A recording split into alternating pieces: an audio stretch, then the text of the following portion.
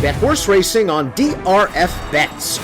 We'll match your first deposit up to $250. Get free expert picks and past performances, plus weekly cash back, all from Daily Racing Form, the most trusted name in horse racing. Dan Illman, Mike Beer kicking off the 20-cent Rainbow Pick 6 at Pimlico on Preakness Saturday with race number 8. Let's throw up the field for the $100,000 James W. Murphy Stakes. These are 3-year-olds going 1 mile on the turf, and the complexion of this race changed when Wesley Ward decided to withdraw the 2 out a door. He's going to run later in the month at Belmont, I believe in the Paradise Creek.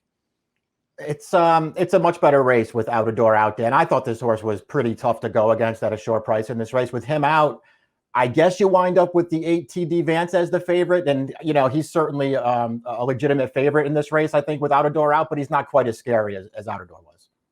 It's a fascinating race, not only from a form standpoint, but from a pace standpoint. Let's throw up the Timeform US pace projector. I agree with Timeform US. This pace could be fast. And remember to visit timeformus.com once the scratches are made official on Saturday morning. This pace projector will update, even with the 2 out a door out. Indian Lake is fast. We've seen Arzak show runoff speed in the past. Charles Chrome is stretching out in distance for the first time. I'm expecting solid splits. Kasim is even stretching out. Yeah, the stretch outs are the thing that could really heat this pace up, I guess, Dan. I mean, I realize that the number 6 Arzak has been on a couple of fast paces throughout his career, but he doesn't strike me as a horse who's going to be sent into a fast pace here. I mean, when he broke his maiden, he sat very comfortably off the pace. First-time turf for the number 1 Indian Lake, a pretty hardy 3-year-old. He's already started 12 times. He's got 4 wins. He's never been off the board. He's a likable horse, but he's also trying turf for the first time. And I just don't see the turf from the pedigree. Daredevil is only 2 for 35 with first-time turf progeny. The dam did win on the surface. I wish there was more grass, though. Yeah, I didn't love his pedigree either. I mean, on the face of it, there's just not a lot of performance. I guess that's the problem. On the face of it, his sire Daredevil's by More Than Ready. This is a Stormy Atlantic mare. I mean, that's grass. There's just not a lot of performance, and this horse has to be better on turf than he is on the dirt. Michael Maker claimed the 3 Kasim out of the career debut for $50,000. The horse is now stakes place sprinting. Going to try to stretch out around 2 turns for the first time. I don't see why he can't get the distance. His broodmare sire Kitten's Joy Turf champion. This is somewhat of an interesting horse because I don't think he seems like a speed crazy type, and maybe he sort of tucks in behind a solid pace. You got to respect Maker with stretch outs. Yeah, you do. I mean, if he's going to stretch this horse out, I guess you just figure that he thinks this horse can get a little bit of a distance anyway. So we'll see if he does. I mean, overall, Dan, his turf sprint form is fine. I don't think it points him out as some kind of star, but it's fine. And I guess if he improves a little bit with distance and gets the right trip, he could win this race. Like the 1, the 4 Reassured is trying turf for the first time for the Russells. This race also the seasonal debut for Reassured. Again, not a ton of pedigree, I think, for turf. Bandbox, probably too early to tell, but only 1 for 23 with first-time turf runners. And the dam, she failed to win in her one and only start on turf.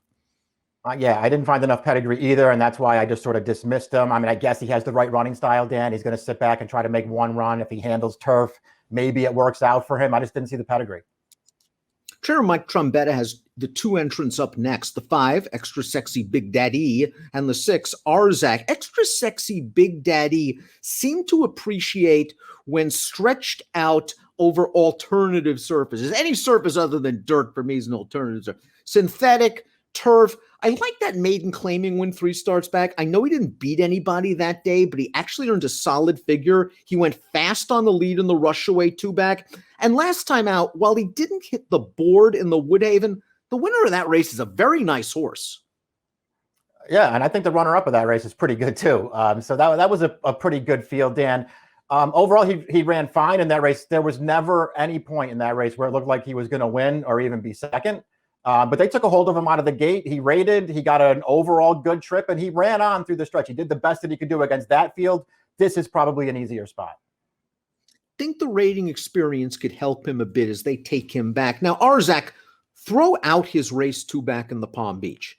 He just ran off. I talked to Trombetta. He said, listen, Irad just clucked to him a little bit coming out of the gate, and he ran away. The pace was ridiculously fast, impossibly fast, and Arzak paid the price. You draw a line through that race. He came back in the Animal Kingdom. I like that Trombetta turned him back. Gave him a little bit of experience rating in behind horses. He ran okay. That Animal Kingdom has come back very strong, Mike. This horse was listed as a vet scratch, though, I think in New York on May 2nd. I guess that could be a problem. You never know why they're scratched by the vets, so I don't want to put too much stock into it, Dan. I saw the same things that you saw in his last two races. When he came off the layoff at Tampa, first time on turf, I thought he looked really good winning that race. He got a wide trip around the track. He was very comfortable tracking that pace, though, and he basically destroyed that field. I mean, he took over in the stretch, and he ran away from that field very impressively. I think this horse could be okay.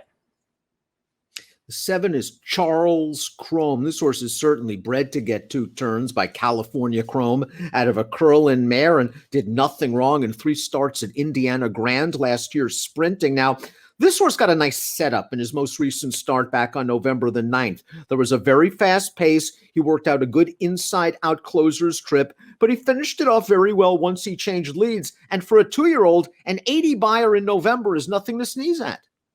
Yeah, I agree. I mean, this horse actually ran well in all 3 of his starts last year. So there's a chance that he's just a pretty talented horse and could come back and take a step forward here. He's got to stretch out for the first time. He's got to do it off of a layoff.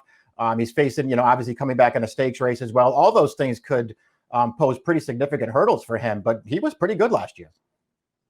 Without a doubt, I think you're right. The 8TD dance for trainer Brad Cox will assume the role of post-time favorite. This horse scored last time out at the fairgrounds. I thought he did pretty well to beat a couple of minor next out winners. He was taken off the rail. There wasn't a fast pace. He cruised up outside. He is very green in the stretch, but he still got it done. There's something here, and he might get the right race flow. Yeah, he could get a good trip in this race.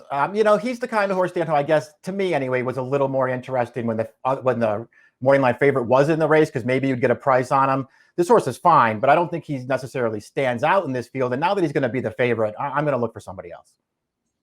Let's take a look at our top picks for the Murphy Stakes. We're both going with Mike Trombetta trained entrants, hopefully at decent prices. Arzak is the established horse in the Trombetta barn. He showed that in the Tampa Bay race, that he can step. Extra Sexy Big Daddy, I think, has a little bit more scope for improvement. And I think with him, they kind of just take him back and make one run here. Whether he can be effective with that running style, I don't know. But I think you made a good point. He could be getting a little class relief here. Yeah, he could be. I mean, that was a good field he was in last time. So this is probably a better spot for him. I think both the Trombetta horses make some sense in this race, Dan. I was just taken with Arzak's maiden win. Maybe it doesn't mean anything. They've run him twice since then, and he hasn't been that close at the end. But I thought he ran really well breaking his maiden. And he's also getting class relief in here. 6, 8, 5, and 3 for Mike. 5, 7, 6, and 8 for me. James W. Murphy Stakes, Pimlico, race number 8. We kick off the 20-cent Rainbow Pick 6. Best of luck.